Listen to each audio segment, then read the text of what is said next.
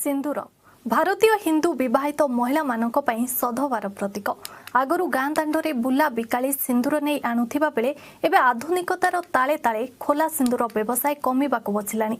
आसंतु देखिबा सेमिति जने सिंदूर व्यवसायीक कहानी तांकोठु सुनिबा तांको 50 वर्षर जीवन यात्रार अनुभूति।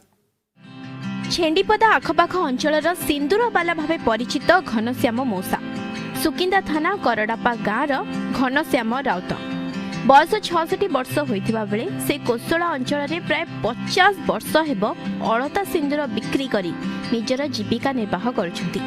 50 वर्ष पूर्वरु 12 अणारे बिक्री हेउथिबा सिंदूर एबे 20 टंका छुईलाणी। तथापि घनश्याम मौसांक सिंदूरर क्वालिटी बेस आगो भली ओरिजिनल बोली कहंती महिला।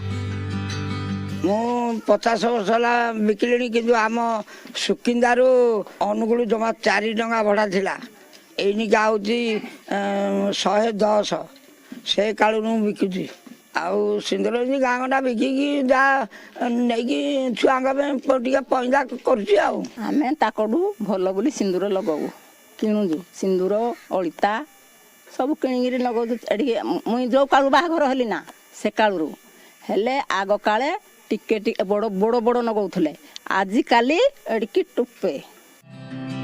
बजार रे आधुनिक सिंदूर आसिला परे खोला सिंदूर बिक्री कमी जाइछि सत किंतु एबे भी गाँ दाण्डरे घनश्यामक पाटी सुनिले दौड़ी आसी थांती पाखर महिला। तांको सिंदूरर चाहिदा देखि एई बयसरे मध्य गोटिए दिन रे 3टी गाँ चाली चाली सिंदूर अलता बिक्री करुछंती घनश्याम।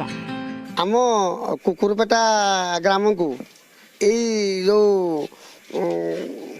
सिंदूर वाला आज को प्राय 50 वर्ष हलानी मु ताको देखि आसुची एवं प्रति 2 मास 3 मास रे थरे से बिका आनुची एवं ताको ठारू आम गाँर जेते महिला समस्ते किणुछंती एवं तांकर समस्त महिला कहती जे तांको सिंदूर भल।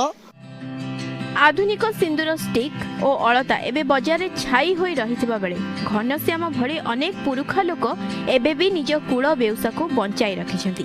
अनुगुल छेंडीपदारु भागीरथी साहूक रिपोर्ट द अर्गस।